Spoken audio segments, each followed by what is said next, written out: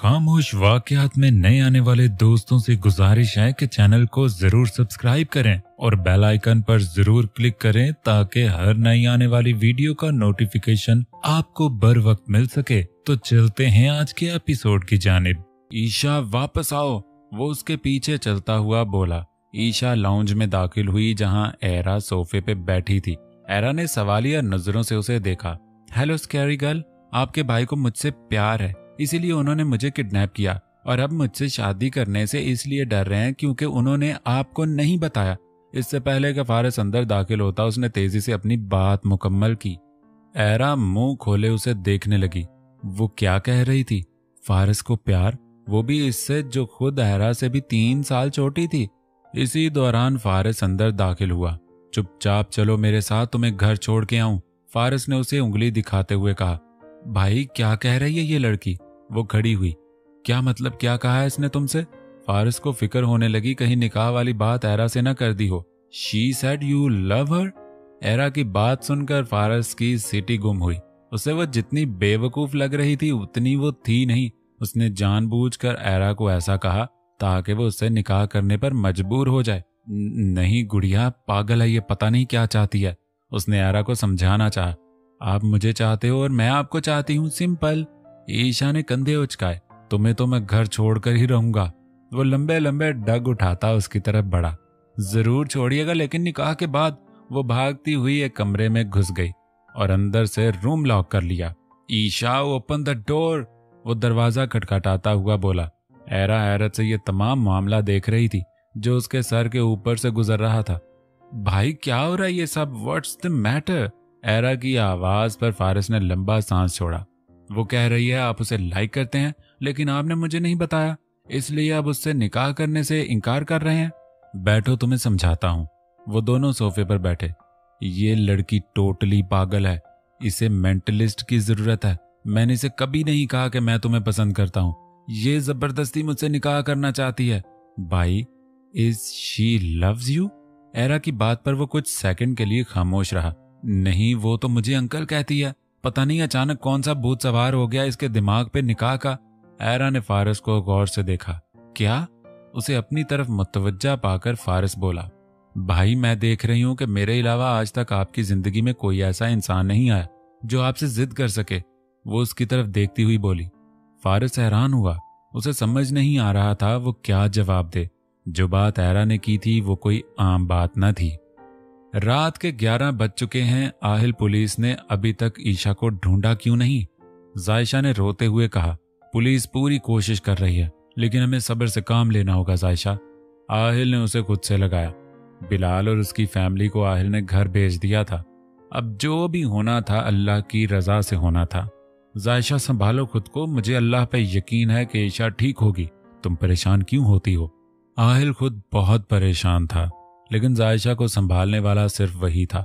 आपने सुना नहीं? आर्यन कह रहा था उन लोगों के पास गन भी थी। जायशा, हमारी ईशा मासूम है, उसे भला क्यों कोई मारेगा? पुलिस कब उसे ढूंढेगी? मेरा दिल बैठा जा रहा है। मेरी जान, बहुत जल्द इंशाल्लाह हमारी बेटी हमारे पास होगी। तुम ये मेडिसिन लो, तुम्हारी स्ट्रेस कम होगी। आहिल ने पानी का ग्लास और टैबलेट उसके सामने की। जायशा ने रोते हुए टैबलेट ली। आहिल ने उसे बिस्तर पर लेटाकर कंफर्टर ओढ़ा।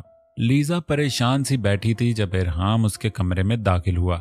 Lisa, are you okay? वो उसके पास बैठा। इरहाम, ईशा की फिक्र खाए जा रही है, सब ठीक होगा, फिक्र मत करो।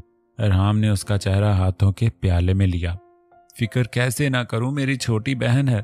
वो मामा के सामने तो मैं काफी स्ट्रांग बनी रही ताकि वो ज्यादा परेशान ना हो, लेकिन अब मेरा सर दर्द से फटा जा रहा है। हे लीजा, सब ठीक होगा जानम, अल्लाह पे भरोसा रखो। अल्लाह पे तो भरोसा है, बस अल्लाह जल्दी से मेरी बहन से मुझे मिलवा दे। उसने कनपट्टियों को सहलाते हुए कहा। लेटो, मैं तुम्हारा सर दबा देता हूँ। नहीं इरहाम, मुझे ऐसे अच्छा नहीं लगेगा। लेट जाओ लीजा, मैं तुम्हें तकलीफ में नहीं देख सकता। लीजा ने टांगे फैलाई और तकिए पर सर रखा। इरहाम उसका सर दबाने लगा। लीजा की आंखें बंद हुईं। उसकी आंख से निकलने वाला आंसू इरहाम ने उंगली की पोर से चुन लिया। वो नीचे झुका और उसकी पेशानी पर लब रखे। इरहाम, उसने सरगोशी की। कहो इरहाम की जान, क्या तुम मेरे साथ लेट सकते हो? इरहाम ने पहले उसके चेहरे को गौर से देखा। वो बिना कुछ कहे उसके साथ लेट गया। लीजा उसके सीने से लगी। क्या तुम आज रात मेरे साथ रह सकते हो? वो आंखें मूंदे बोली। इरहाम को समझ नहीं आ रहा था लीजा अचानक ऐसा क्यों बोल रही है, लेकिन शायद वो कुछ पल सुकून हासिल करने के लिए बोल रही थी। इरहाम ने साइड टेबल की तरफ हाथ बढ़ाकर लाइट ऑफ की और फिर से लीजा को हक किया। लीजा खामोश थी, मगर उसके बोलते दिल को वो बखूबी महसूस कर सकता था। लीजा को उसका हाथ अपनी कमर पर रेंगता हुआ महसूस हुआ। इरहाम, वो घबराई। इरहाम ने उसकी गर्दन पर होंठ रखे। लीजा ने आंखों को मींचा। गर्दन को चूमता हुआ वो उसके रुखसारों पर आया और उसे सीधा लेटाया। आज वो उसकी कुर्बत में सुकून महसूस कर सकती थी।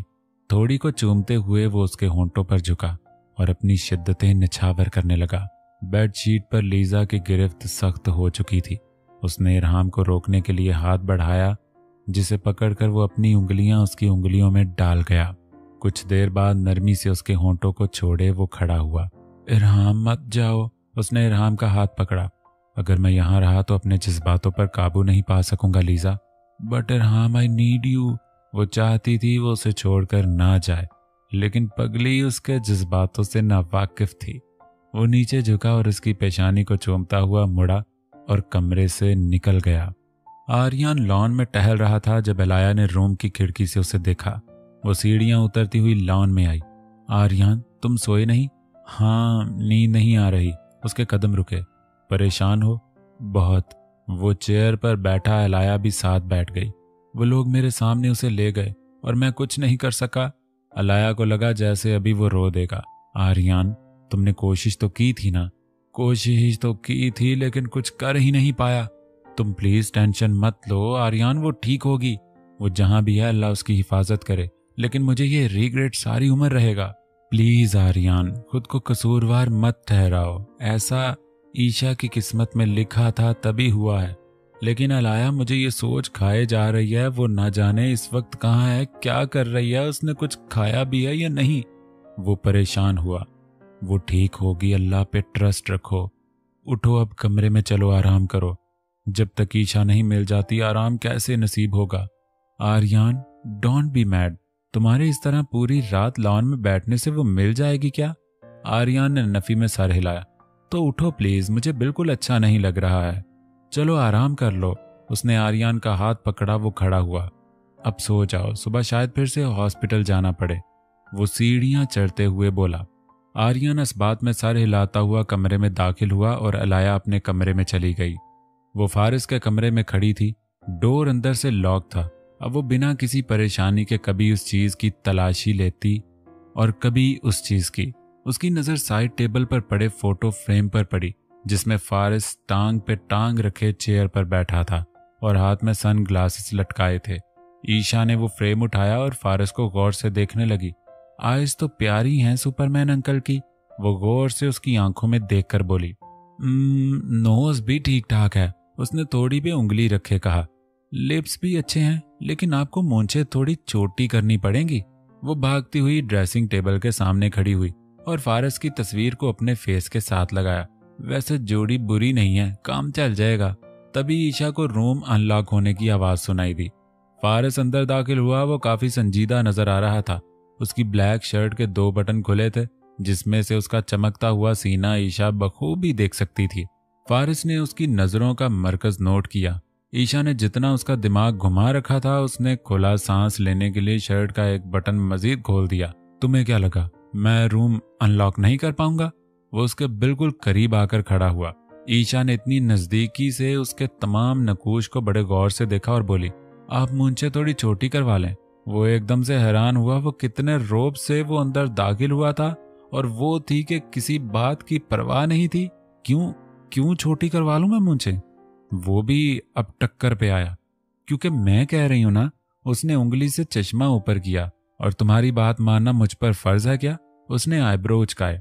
देखें, अगर आपकी होने वाली बीवी को आपकी लंबी मूंछें नहीं पसंद तो छोटी करवा लें, इसमें कोई हर्ज नहीं है। वो आंखें मटकाती हुई बोली। क्यों, मेरी होने वाली बीवी को किस करने में दिक्कत होगी क्या? वो मजीद उसके करीब हुआ। उसकी आंखों में शौकपन था। ईशा ने पलकें झपकाई। फारस ने जो कहा था वो उसके वहमों गुमान में भी नहीं था।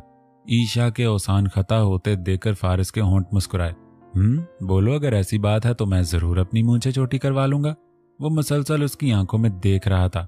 ये क्या बात हुई? मैंने कब कहा किस करने का? मुझे चोटी अच्छी लगती है, बस आपको करवानी होगी। वो उसे उंगली दिखाती हुई तेजी से बोली। फारस ने पहले उसकी तरफ देखा, फिर उसकी नाजुक उंगली की तरफ देखा। वो सोच में पड़ गया कि इसे ईशा पर गुस्सा क्यों नहीं आ रहा। उसके बरक्स वो उसे उंगली दिखाती हुई क्यूट लग रही थी। मूंछें छोटी करवाना बड़ी बात नहीं है, लेकिन इस तरह निकाह करना बहुत बड़ी बात है। तुम अभी छोटी हो, जब बड़ी होगी समझ जाओगी। अब प्यार से कह रहा हूँ, चलो मेरे साथ, घर छोड़ आता हूँ। मैं छोटी नहीं हूँ, मैं पूरे 18 साल की हूँ, और लड़की को शादी के लिए 18 साल का होना जरूरी होता है। वो उसे घूरती हुई बोली। ओह अच्छा, मेरे ख्याल के मुताबिक लड़की का अक्लमंद होना भी जरूरी होता है। हाँ तो इसमें क्या है?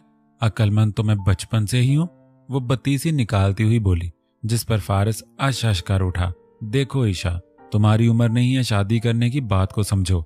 वो संजीदा हुआ। क्यों नहीं है उम्र? अभी तो कहा ना मैंने कि मैं 18 की हूँ। वो भी जिद पर अड़ गई थी। ऐसे कैसे इसकी जान छोड़ने वाली थी? तो तुम वाकई मुझसे शादी करना चाहती हो? उसने नीली आंखों में आंखें गाड़ी। आपको कोई शक? ईशा ने आंखें मोटी की। फिर तुम्हें मेरी एक शर्त माननी होगी। शर्त? वो क्या? वो हैरान हुई। तुम्हें साबित करना होगा कि तुम अब बच्ची नहीं रही। उसकी बात पर ईशा सोच में पड़ गई। वो कैसे साबित करे कि वो अब बच्ची नहीं है?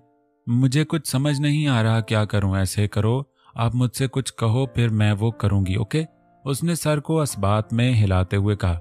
ओके, किस में? उसके अचानक ऐसी बात कहने पे ईशा के औसान खता हुए।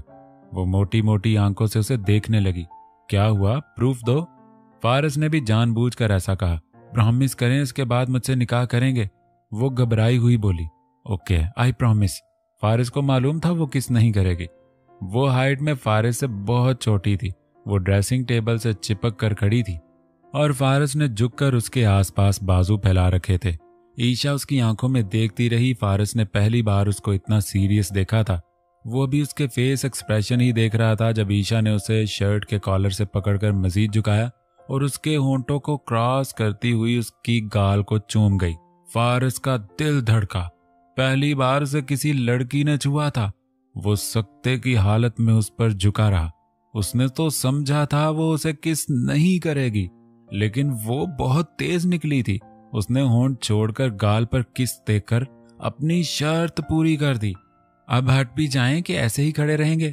फिर मौलवी अंकल को कौन बुलाएगा? ईशा की आवाज उसके कान में पड़ी। वो एक झटके से पीछे हुआ।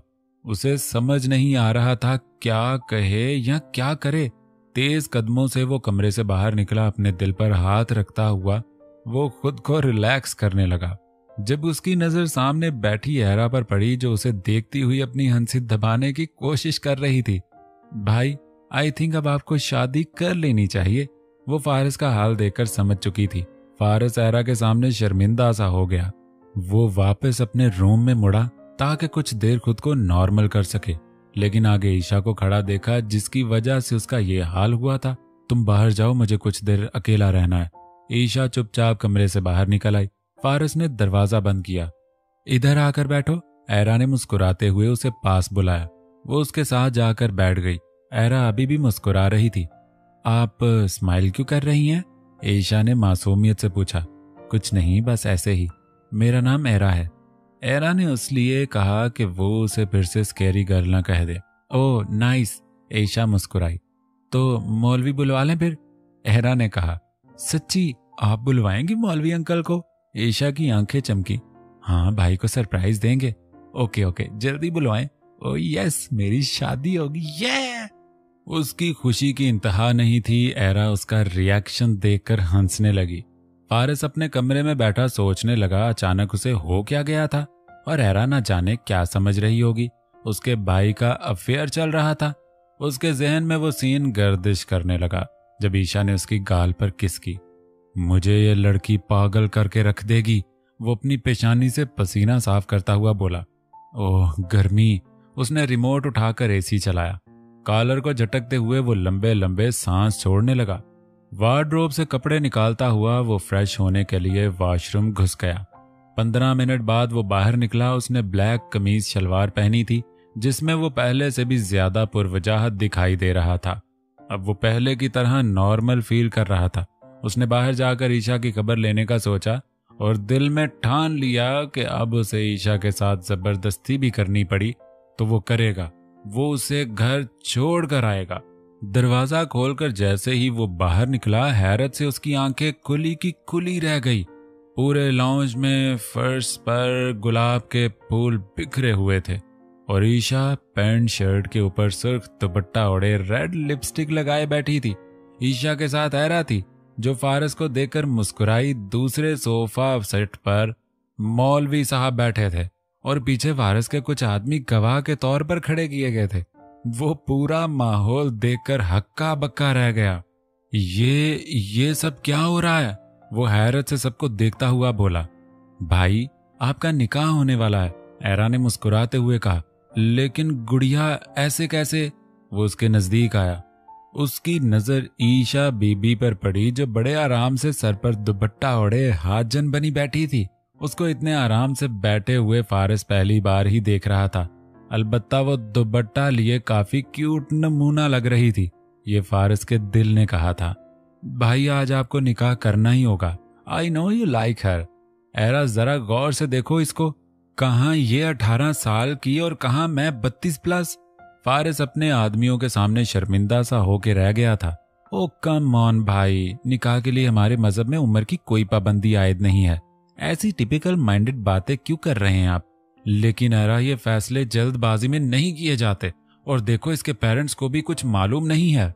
हम ईशा पर जोर जबरदस्ती नहीं कर रहे हैं। वो अपनी मर्जी से निकाह कर रही है, इसलिए कल को आप पर कोई केस नहीं कर सकता। ऐरा की बात सुनकर ईशा बेबी ने बत्तीसी दिखाते हुए इस बात में सर हिलाया तो फारस ने उसे घूरी से नवाजा, जिस पर उसकी बत्तीसी अंदर हो गई। और मैंने जो सोच रखा था कि तुम्हारी शादी के बाद ही खुद शादी करूंगा, उसका क्या? कम ऑन भाई, मेरी शादी भी हो जाएगी। फिलहाल आप यहाँ बैठिए दुल्हन के साथ। ऐरा ने उसका हाथ पकड़ते हुए उसे ईशा के साथ बिठाया। भाई प्लीज, ये निकाह कर लें, आपकी बहन की ये ख्वाहिश है। फारिस का परेशान चेहरा देखकर ऐरा ने कहा। फारिस ने हैरत से उसकी तरफ देखा जो आज तक वो ऐरा की तमाम ख्वाहिशें पूरी करता आया था। आज अपनी गुड़िया को इनकार कैसे कर सकता था? फारिस ने इस बात में सर हिलाया। ऐरा मुस्कुराई। ईशा की आंखें चमकी। ओ यस यस, सुपरमैन अंकल मान गए। ये सब ईशा ने दिल में कहा था। उसका बस चल रहा था पूरे घर में डांस करके अपनी खुशी का इजहार करे, लेकिन फिलहाल उसके खामोश रहने में ही बेहतरी थी। ऐरा ने मौलवी को निकाह पढ़वाने का कहा। फारिस हैरान था। जिसका निकाह हो जाए उसने कभी सोचा भी ना था। 3 बार कबूल है कहने के बाद इन दोनों ने निकाह नामे पर दस्तखत किए। फारिस ने कुन अखियों से ईशा की तरफ देखा जो रेड लिपस्टिक लगाए बहुत प्यारी लग रही थी। ईशा बीबी तो आज सबका लिहाज किए हुए चुप करके बैठी एक अच्छी दुल्हन साबित होने का अवार्ड लेने पर तुली हुई थी। ईशा, चलो तुम्हें कमरे में छोड़ आऊं। ऐरा ने उसका हाथ पकड़ा और खड़ी हुई तो फारस ने उसका हुलिया देखा। पाँव में जॉगर शूज, जीन्स की पैंट और टी शर्ट के ऊपर सुर्ख दुपट्टा लिए खड़ी थी। तो ये था मीर फारस का फ्यूचर जो उसने कभी ख्वाब में भी ना सोचा था। ओ मेरे खुदाया, किस नमूने को मेरे हिस्से डाल दिया, ये फारस ने दिल में कहा। ऐरा उसे फारिस के कमरे की तरफ ले जाने लगी जब हैरत से फारिस की आंखें फटी। मौलवी और उसके आदमी जा चुके थे।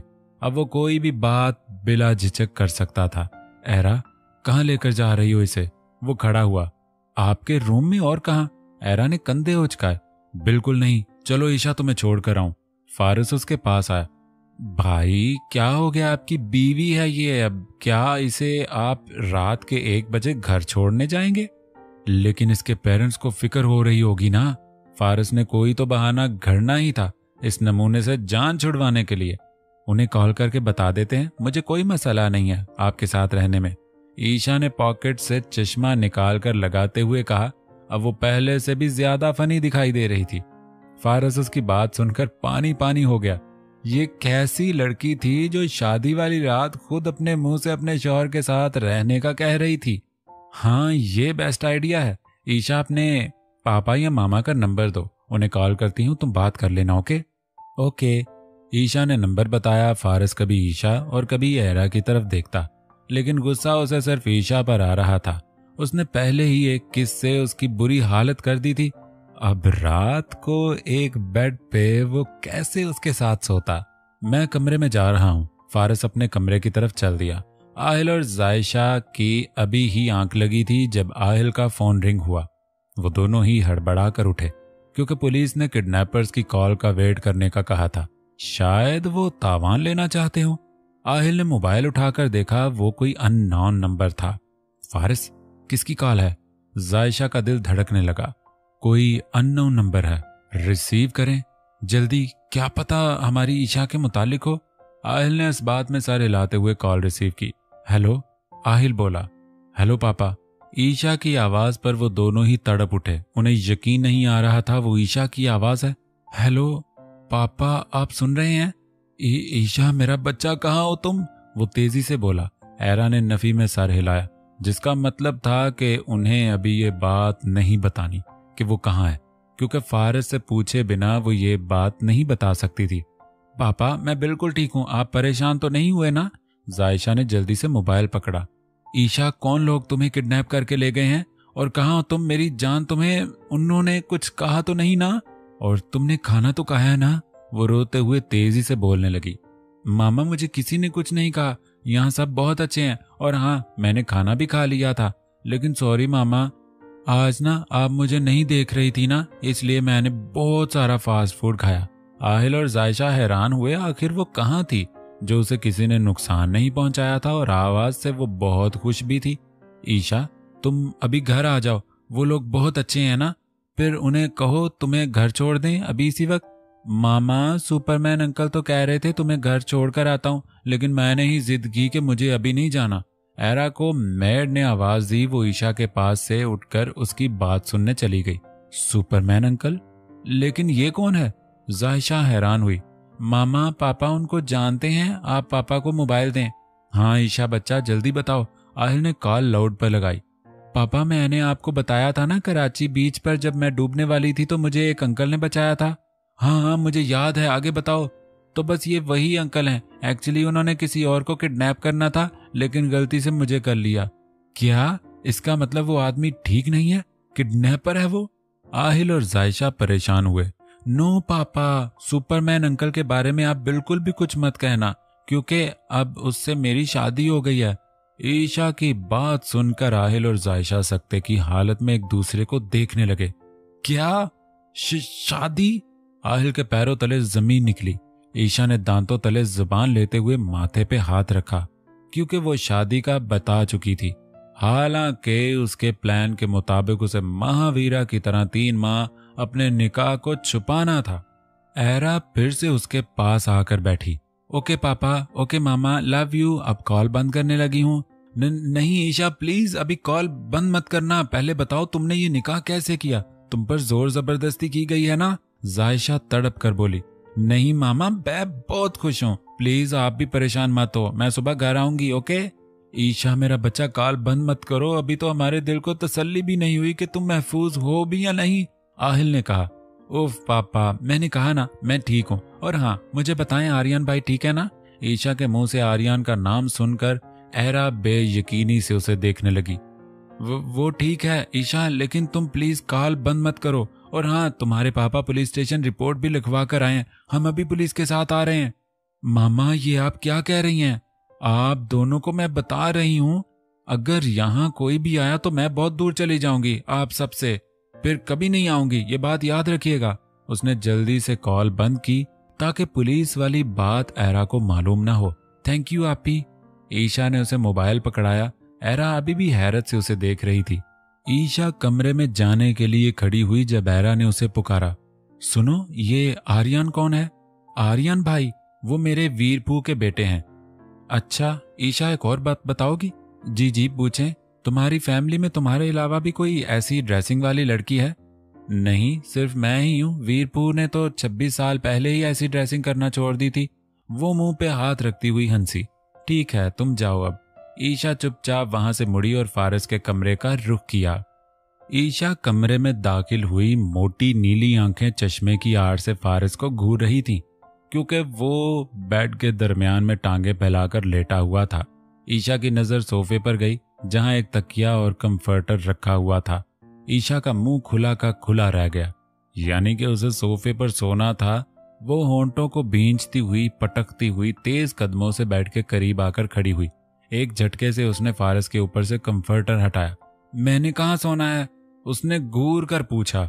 इतना बड़ा चश्मा लगा रखा है, अभी भी नजर नहीं आ रहा क्या? रद्दे अमल में वैसे ही घूरा गया। नहीं, मुझे नहीं आ रहा नजर, उसने नफी में सर हिलाते हुए कहा। ओके, मैं ही बता देता हूँ, तुम सोफे पर सोओगी। आपकी खुशफहमी है ये, मैं तो बेड पर सोऊंगी। वो शूज उतारती हुई बेड पर चढ़ी। ये क्या कर रही हो? मैंने कहा ना तुमने सोफे पे सोना है। वो एकदम से घबरा कर बैठा। क्यों, मैं कोई चुड़ैल हूं क्या जो आपको मेरे साथ सोने से डर लग रहा है? उसने उंगली से चश्मा ऊपर किया। देखो ईशा, मुझे बेड शेयर करने की आदत नहीं है, उसने प्यार से समझाया। वो तो मुझे भी नहीं है, लेकिन क्या कर सकते हैं, शादी के बाद करना पड़ता है। उसने दुपट्टा उतार कर साइड पे रखा। फारिस की आंखें फटी, वो उसका इम्तिहान लेने पर तुली हुई थी। ओके, मैं सोफे पर सो जाता हूँ। वो उठने लगा जब ईशा ने उसका हाथ पकड़ा। ईशा के नर्म हाथ के लम्स से फारिस की हालत मजीद बिगड़ने लगी। आप क्यों सोफे पर सोएंगे? आपको यहीं सोना है सुपरमैन अंकल। उसके लफ्ज अंकल से वो एकदम से होश में आया। दिमाग ठीक है तुम्हारा? उसने तेवरी चढ़ाई। हाँ जी ठीक है, क्यों, क्या हुआ? वो मासूमियत से बोली। इतनी मुन्नी बनने की भी जरूरत नहीं है, तुम्हारा शौहर हूं मैं, और शौहर को अंकल कौन कहता है? अच्छा, ईशा की आंखें मोटी हुई। फिर मैं आपको क्या कह के बात करूं? मुझे नहीं मालूम। उसने ईशा के मासूम खूबसूरत चेहरे से नजरें चुराई। फारू ठीक रहेगा, वो उंगली थोड़ी पे रखती हुई बोली। फारिस की आंखें फटी। कहां वो मीर फारिस जिसका नाम पूरे पाकिस्तान में मशहूर था, और कहां फारू जिसे सोचते ही एक पेंडू गरीब लड़के का सीन जहन में आता था। फारू? फारिस ने उसे घूरा। हाँ ना, देखे ना आप कितने बड़े हैं मुझसे, अब आपका नाम थोड़ी ले सकती हूँ। पापा कहते हैं बड़ों की इज्जत करते हैं। अच्छा, तो अब तुम्हें याद आ गया कि मैं तुमसे कितना बड़ा हूँ। निकाह के वक्त तो नाच नाच के कहती थी मुझे निकाह करना है, मुझे निकाह करना है। वो उसकी नकल उतार कर बोला। हाँ जी, वो तो मैंने पहले भी कहा था, खैर है, काम चला लूंगी, अब वही तो कर रही हूँ। उसकी बात सुनकर फारिस ने उसे घूरा। तुम और मुझसे काम चलाओगी? उसने आईब्रो उचकाया। हाँ तो और क्या करूं, आपको सर पे थोड़ी बिठा सकती हूँ। कहाँ मैं पूल जैसी नाजुक, कहाँ आप भारी ड्रम। उसने फारिस को ऊपर से नीचे तक देखते हुए कहा। क्या कहा? भारी ड्रम? जरा बताओ कहाँ से लगता हूं मैं? उसने अपने फिट और टाइट बॉडी की तरफ इशारा किया। सुने, आप मेरे शौहर हैं, और मामा से सुना था कि शौहरों के आगे जुबान नहीं चलानी चाहिए, इसलिए मैं तो लगी सोने। उसने कंफर्टर ओढ़ा। फारिस सकते की हालत में उसे देखने लगा। वो उसे इतना कुछ सुनाने के बाद कह गई थी कि शौहरों के आगे जुबान नहीं चलानी चाहिए। ये मेरा कंफर्टर है। उसने ईशा से कंफर्टर खींचा। लेकिन अब ये मेरा है। ईशा ने उसके हाथ से खींचकर वापस अपने ऊपर लिया। मैंने कहा ना मेरा है। फारिस ने फिर से कंफर्टर खींचा। ओहो, आप दूसरा ले लें, मुझे सोने दें। ईशा ने फिर से उसके हाथ से खींचकर ऊपर लिया। मुझे अपने कंफर्टर में ही नींद आती है। फारिस ने फिर से उस पर से कंफर्टर खींचा। तो फिर ना सोएं, ऐसे ही बैठे रहे पूरी रात। ईशा ने फिर से उसके हाथ से कंफर्टर खींचकर ऊपर लिया। फारिस उसकी दीदा दलेरी पर हैरान हुआ। वो उसके आगे च्यूंटी बराबर थी, लेकिन काम शेरनियों वाले कर रही थी। उसने ईशा के ऊपर से कंफर्टर खींचकर अपने ऊपर लिया और जल्दी से लेट गया। ईशा उठकर बैठी और दोनों बाजू कमर पर रखे। आज तो मैं इसी कंफर्टर में सोऊंगी, चाहे दुनिया इधर की उधर ही क्यों ना हो जाए। दिल में अज़म करती हुई वो कंफर्टर में घुसने लगी। उसके लम से फारिस का दिल उछला। वो तेजी से उठकर बैठा। क्या मसला है तुम्हारा, सोने क्यों नहीं दे रही? वो आंखें दिखाता हुआ बोला। यही तो मैं आपसे पूछने वाली थी, क्यों नहीं सोने दे रहे मुझे? जवाब में वो भी उसे आंखें दिखाती हुई बोली। फारिस उसकी हरकत पर हैरान हुआ। वो उसे आंखें दिखा रही थी। वो उठकर बेड से नीचे उतरा और ईशा के बाजुओं में भरा। ईशा उसके अचानक अमल पर हैरान हुई। वो सोफे की तरफ बढ़ा। और उसे सोफे पर पटखा। 2 से 3 बार ईशा को ऊपर नीचे झूले आए। वो अभी बेयकीनी की हालत में थी। फारस जैसे ही बेड पर लेटा, उसके कंफर्टर ओढ़ने से पहले ईशा उठी और भागती हुई उसके ऊपर लेट गई। फारस का दिल आउट ऑफ कंट्रोल होने लगा। वो उसके हिसार में थी, वो जो कब से अपने जज्बात पर कंट्रोल किए हुए था। ईशा की इस हरकत पर वो बेकाबू हुआ। ईशा अभी उसी की तरफ देख रही थी जब फारस ने हाथ बढ़ाकर लैंप ऑफ किया और ईशा को लटाए उस पर हावी हुआ। ईशा के औसान खता हुए। वो भी इसी सकते में थी कि फारस ने ऐसा क्यों किया। जब उसे अपने होंठों पर फारस के होंठ महसूस हुए, ईशा की आंखें फटी। वो दोनों इतराफ उसकी गर्दन को पकड़े हुए था। ईशा को लगा उसका दिल बंद हो जाएगा। उसने फारस को कंधे से धकेलना चाहा, लेकिन वो अपने काम में मगन रहा। ईशा ने आंखें सख्ती से बंद की। वो मुसलसल उसे कंधों से धकेलने लगी। ईशा को लगा जैसे उसके होंठों में सोजिश हो गई हो। ईशा के हाथों की गिरफ्त ढीली पड़ने पर फारस ने उसके होंठ छोड़े। वो तेज तेज सांस लेने लगी। फारस को उसकी सांसें अपने चेहरे पर महसूस हो रही थी। फारस ने उसकी गर्दन के नीचे से हाथ डालकर गर्दन को ऊंचा किया और वहां अपने होंठ रखे। ईशा का सांस उसके गले में अटक गया। उसने उसके कंधे से टी शर्ट को नीचे खींचा और वहां अपना लम्स छोड़ने लगा। ईशा सकते की हालत में थी। उसे समझ नहीं आ रहा था कि अचानक क्या हो रहा है। फारस, उसने जैसे ही उसका नाम पुकारा, फारस ने फिर से उसके होंठों को गिरफ्त में लिया। उसके हाथ ईशा की गर्दन और कंधों पर रेंग रहे थे। वो अब किसी किस्म की मुज़ाहमत नहीं कर रही थी। उसने फारस की शर्ट को मुट्ठियों में भींच रखा था।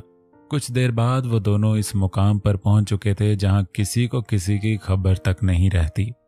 बिलाल और उसकी फैमिली फिर से आहिल के घर पहुंच चुके थे ताकि ईशा के बारे में कुछ मालूम कर सकें। क्या मतलब है आहिल? ईशा ऐसे कैसे किसी से निकाह कर सकती है? बिलाल ने हैरत से कहा। हमें खुद कुछ समझ नहीं आ रहा बिलाल। और उसने कहा है कि अगर हमने नंबर ट्रेस करवाने की कोशिश की तो वो हमसे बहुत दूर चली जाए और कभी वापस नहीं आएगी। आहिल परेशान सा बोला। ऐसे कैसे दूर चली जाएगी? आखिर ये सब क्या हो रहा है? ईशा इतनी बच्ची भी नहीं है कि उसे इतना भी मालूम ना हो कि निकाह कोई छोटी बात नहीं है, महावीरा ने कहा। आर्यन खामोशी से सबकी बातें सुन रहा था, जबकि अलाया कुछ कश्मकश में थी। अंकल, उसने कुछ बताया जिससे वो निकाह कर रही है उसके बारे में? अलाया ने आहिल से पूछा। नहीं, उसने हमें कुछ नहीं बताया, बस इतना कहा कि उसे वहां किसी किस्म का नुकसान नहीं पहुंचेगा। हाँ, लेकिन वो उस शख्स की बात सुपरमैन अंकल कहकर कर रही थी, जायशा ने कहा। क्या? हैरत से अलाया चिल्लाई। सब उसका रद्द-ए-अमल देकर हैरान हुए। क्यों, क्या हुआ? जायशा की जान को बनी। He is the smuggler Mir फारस। अलाया के कहने की देर थी कि वहां बैठे सभी लोगों के सर पर आसमान गिर पड़ा। तो कैसी लगी आज की आपको फनी, रोमांटिक और सस्पेंसफुल एपिसोड? उम्मीद करता हूं अच्छी लगी होगी। फीडबैक आपका मुझे कमेंट बॉक्स में जरूर चाहिए। और हाँ, जिन्होंने चैनल को सब्सक्राइब नहीं किया तो कर लीजिए ना। नेक्स्ट एपिसोड्स भी तो आपको चाहिए ना। तो मिलते हैं नेक्स्ट एपिसोड के साथ। अपना भरपूर सा ख्याल रखिए। मुझे दीजिए इजाजत। अल्लाह हाफिज।